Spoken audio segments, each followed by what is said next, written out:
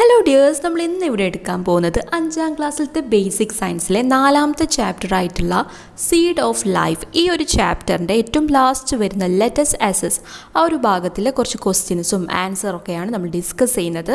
പിന്നെ ഈ ഒരു ചാപ്റ്ററിൻ്റെ, അതായത് സീഡ് ഓഫ് ലൈഫ് എന്ന് പറഞ്ഞിട്ടുള്ള ഈ ഒരു ചാപ്റ്ററിൻ്റെ പാർട്ട് 1, പാർട്ട് 2, പാർട്ട് 3 ആയിട്ട് നമ്മൾ ഈ ഒരു ചാപ്റ്റർ കംപ്ലീറ്റ് ഡിസ്കസ് ചെയ്ത് കഴിഞ്ഞതാണ്. അത് കാണാത്തവരാണെങ്കിൽ നിർബന്ധമായിട്ടും പോയി കാണാം. ഓക്കെ, അപ്പോൾ നമുക്ക് ആദ്യത്തെ ചോദ്യത്തിലേക്ക് കടക്കാം. What is the change in the size of the cotyledon when the seeds begin to germinate? What is the reason for this? നമ്മൾ പറഞ്ഞിട്ടുണ്ടായിരുന്നു, സീഡിൻ്റെ ഒരു പാർട്ടാണ് ഈ കോട്ടിലിഡൻ എന്ന് പറയുന്നത് അല്ലേ. അപ്പോൾ ഈ കോട്ടിലിഡന് എന്താണ് സംഭവിക്കുന്നത്? വിത്ത് മുളച്ച് വരുമ്പോൾ, ജെർമിനേറ്റ് ചെയ്ത് വരുമ്പോൾ കോട്ടിലിഡൻ്റെ സൈസിന് എന്ത് ചേഞ്ചാണ് വരുന്നത്, എന്തുകൊണ്ടാണ് നമ്മൾ എക്സ്പ്ലെയിൻ ചെയ്യണം, റീസണൊക്കെ എക്സ്പ്ലെയിൻ ചെയ്യണം കേട്ടോ. നമ്മളുടെ ആ ഒരു ക്ലാസ് കണ്ടവർക്ക് മനസ്സിലാകും, ഒരു സീഡ് ആദ്യമായിട്ട് മുളച്ചു വരുന്ന ഭാഗം എന്ന് പറയുന്നത് ഏതായിരുന്നു?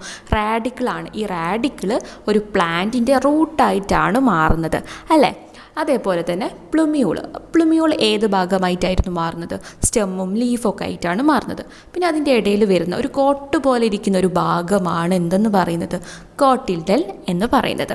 ആ ഒരു ഭാഗമാണ് പ്ലാന്റിന് ആവശ്യമായിട്ടുള്ള ന്യൂട്രിയൻസൊക്കെ, ഈ ലീഫൊക്കെ മെച്ചൂർഡ് ആവുന്നവരെ, ഫോട്ടോസിന്തസിസൊക്കെ നടക്കുന്നത് വരെ പിന്നെ ഈ പ്ലാന്റിന് ആവശ്യമായിട്ടുള്ള ന്യൂട്രീഷനൊക്കെ കൊടുക്കുന്നത് ആരായിരുന്നു? ഈ കോട്ടിലിഡൻ എന്ന് പറഞ്ഞിട്ടുള്ള ഒരു ചെറിയൊരു ഭാഗമാണ്. ഓക്കെ, അപ്പോൾ എന്തായിരിക്കും അതിൻ്റെ സൈസിന് എന്തായിരിക്കും സംഭവിക്കുക? ഈ കോട്ടിലിഡൻ്റെ സൈസ് പൊതുവെ ഇങ്ങനെ ചുരുങ്ങി വരും, ഷ്രിങ്ക് ചെയ്യാൻ തുടങ്ങുകയാണ് ചെയ്യുക. കാരണം ചുരുങ്ങി വരാനുള്ള റീസൺ എന്താണ്? അതിൽ നിന്നാണ് ഇങ്ങനെ ന്യൂട്രീഷന് ഈ ചെടി, സീഡ്ലിങ് ഇങ്ങനെ വലിച്ചെടുക്കുന്നത്. അതുകൊണ്ട് അത് പൊതുവെ ഇങ്ങനെ ചുരുങ്ങി വരികയാണ് ചെയ്യുക. അവസാനം അതങ്ങ് കൊഴിഞ്ഞു പോവുകയാണ് ചെയ്യാറുള്ളത്. അപ്പോൾ അതിൻ്റെ ആൻസർ നമുക്ക് പറയാം. ഡ്യൂറിങ് ജെർമിനേഷൻ എന്ന് പറഞ്ഞാൽ വിത്ത് മുളച്ച് വരുന്നതിനെയാണ് നമ്മൾ ജെർമിനേറ്റ് എന്ന് പറയുക, സീഡ് ജെർമിനേഷൻ എന്ന് പറയുന്നത്. ചില വേർഡ്സൊക്കെ നിങ്ങൾ ഓർത്ത് വെച്ചാൽ എക്സാമിനൊക്കെ എഴുതാൻ സുഖമായിരിക്കും കേട്ടോ. During germination the cotyledon of a seed shrink in size. അതായത് ഈ സീഡിൻ്റെ കോട്ടിലിഡൻ എന്ന് പറഞ്ഞ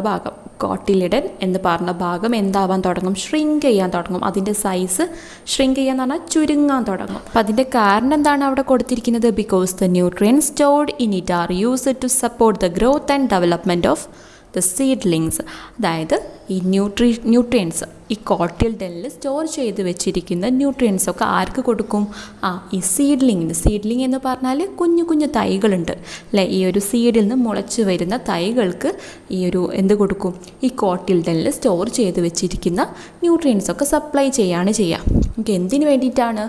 ഈ കുഞ്ഞു ചെടികൾക്ക് വളരാനും അവരുടെ ഡെവലപ്മെൻറ്റിനും ഗ്രോത്തിനൊക്കെ വേണ്ടിയിട്ടാണ് ഈ കോട്ടിൽഡനിൽ സ്റ്റോർ ചെയ്ത് വെച്ചിരിക്കുന്ന ന്യൂട്രിയൻസ് സപ്ലൈ ചെയ്യുന്നതെന്ന് ഓർത്തിരിക്കുക കേട്ടോ.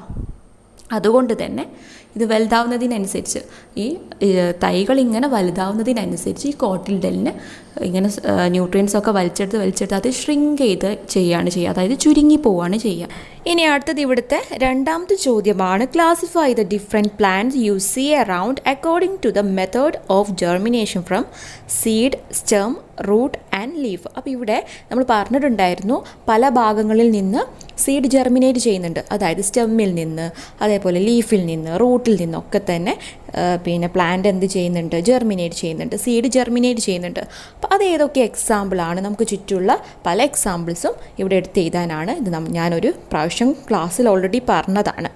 അപ്പോൾ ഇവിടുത്തെ ആൻസറായിട്ട് നമുക്ക് പറയാം, സീഡിൽ നിന്ന് മുളയ്ക്കുന്ന പ്ലാന്റ്സ്. ഓക്കെ, വിത്തിൽ നിന്ന് മുളയ്ക്കുന്ന ചെടികളാണ് മാംഗോ, അതേപോലെ ജാക്ക് ഫ്രൂട്ട്, ചക്ക. അതായത് ചക്കക്കുരുവിൽ നിന്നാണ് ചക്കൻ്റെ ചെറിയ പ്ലാന്റ് ഉണ്ടാവുന്നത്. അതേപോലെ ബ്രിഞ്ചാൾ, പിന്നെ പീ എന്ന് പറഞ്ഞാൽ പയർ വിത്തിൽ നിന്നാണ് പയർ ചെടികൾ ഉണ്ടാവുന്നത്. അതേപോലെ വിത്തിൽ നിന്നുണ്ടാവുന്ന കുറേ പ്ലാന്റ്സ് ഉണ്ട്. നമുക്ക് കൃഷിഭവൻ നിന്നൊക്കെ കുറേ വിത്തുകൾ ലഭിക്കാറില്ലേ. അപ്പോൾ അതേപോലെ അമരാന്തസ് എന്ന് പറഞ്ഞാൽ എന്താ? ചീര ഉണ്ടാവുന്നത് വിത്തിൽ നിന്നാണ്. അതേപോലെ തന്നെ എന്താണ്, പിന്നെ ലേഡീസ് ഫിംഗർ, വെണ്ട ഉണ്ടാവുന്നത് ഇതേപോലെ വിത്തിൽ നിന്നാണ്. അപ്പോൾ നിങ്ങൾക്ക് അവിടെ അത് എഴുതാം. പിന്നെ സ്റ്റെമ്മിൽ നിന്നുണ്ടാവുന്നതാണ് റോസ്, ബോഗൻവില്ല, ഷുഗർ കെയിനൊക്കെ. കരിമ്പൊക്കെ എന്താണ്? നമ്മൾ സ്റ്റെമ്മ് നട്ടാൽ അതെന്തായിട്ട് മാറും? പുതിയൊരു ചെടിയായിട്ട് മാറാറുണ്ട്. പിന്നെ ടാപ്പിയോക്ക എന്ന് പറഞ്ഞാൽ എന്താണ്? അതെ, കപ്പ. പിന്നെ സ്വീറ്റ് പൊട്ടാറ്റോ, മധുരക്കിഴങ്ങ്, ഇതൊക്കെ തന്നെ സ്റ്റെമ്മ് മുറിച്ച് നട്ടാൽ പുതിയൊരു ചെടിയായിട്ട് മാറും. അതേപോലെ റൂട്ട്, വേര് മുറിച്ച് നട്ടാൽ പുതിയ ചെടിയായിട്ട് മാറുന്നതാണ് ഡാലിയ, സ്വീറ്റ് പൊട്ടാറ്റോ, അതായത് കരിമ്പ്, പിന്നെ ഗോവ, പേരക്ക, പിന്നെ യാം എന്ന് പറഞ്ഞാൽ പിന്നെ എന്താണ് ചേന. പിന്നെ അടുത്തതാണ് ലീഫ് നമ്മൾ മാറ്റി കുഴിച്ചിട്ടാൽ പുതിയൊരു ചെടിയായിട്ട് മാറുന്നതാണ് ബ്രയോഫൈലം. പിന്നെ അതേപോലെ ബെഗോണിയൊക്കെ അതിൽ വരുന്നതാണ്. ഇതിൽ കൂടുതൽ എക്സാമ്പിൾ നിങ്ങൾക്ക് അറിയെങ്കിൽ അവിടെ ആഡ് ചെയ്യാവുന്നതാണ്. ഇനി അടുത്തതാണ് complete the table given below. താഴെ തന്നിരിക്കുന്ന ഈ ഒരു ടാബിൾ കംപ്ലീറ്റ് ചെയ്യാനാണ് മെത്തേഡ് ഓഫ് സീഡ് ഡിസ്പേഴ്സൽ, എങ്ങനെയാണ് വിത്ത് വിതരണം ചെയ്യുന്നത്, അതേപോലെ അഡാപ്റ്റേഷൻ ഓഫ് ദ സീഡ്. അടുത്ത കോളത്തിൽ എന്താണ് അനുകൂലങ്ങൾ, ആ സീഡ് ഉണ്ടാവുന്ന അനുകൂലങ്ങൾ എന്തൊക്കെയാണ്. അഡാപ്റ്റേഷൻ ഓഫ് സീഡ് ആദ്യം അവിടെ തന്നിട്ടുണ്ട്. Fleshy part that help in cling to other things. Fleshy part ഉണ്ട്. ഓക്കെ, അതേപോലെ തന്നെ അതിൻ്റെ ഒരു ഭാഗം മറ്റുള്ള ചെടികളെ അല്ലെങ്കിൽ മറ്റുള്ള സാധനങ്ങളെ പോയിട്ട് ക്ലിങ് ചെയ്യാന്ന് പറഞ്ഞാൽ എന്താ, പറ്റി പിടിക്കാനുള്ള ഒരു അഡാപ്റ്റേഷൻ ഈ ഒരു ചെടികൾക്കുണ്ട്. അപ്പോൾ ഇവിടുത്തെ മെത്തേഡ് ഓഫ് സീഡ് ഡിസ്പേഴ്സൽ എന്ന് പറയുന്നത് ത്രൂ എനിമൽസ് ആണ്.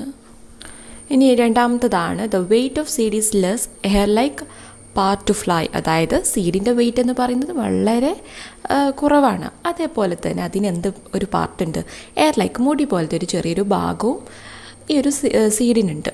ഓക്കെ, അപ്പോൾ അത് ഏത് ടൈപ്പ് സീഡ് ഡിസ്പേഴ്സലാണ്? ത്രൂ വിൻഡാണ്, കാറ്റിലൂടെ പറക്കാൻ വേണ്ടിയിട്ടാണ്, അല്ലെങ്കിൽ കാറ്റിലൂടെ സീഡ് ഡിസ്പേഴ്സ് ചെയ്യാൻ വേണ്ടിയിട്ടാണ് ഇവർക്ക് ഇങ്ങനത്തെ ഒരു അഡാപ്റ്റേഷൻ.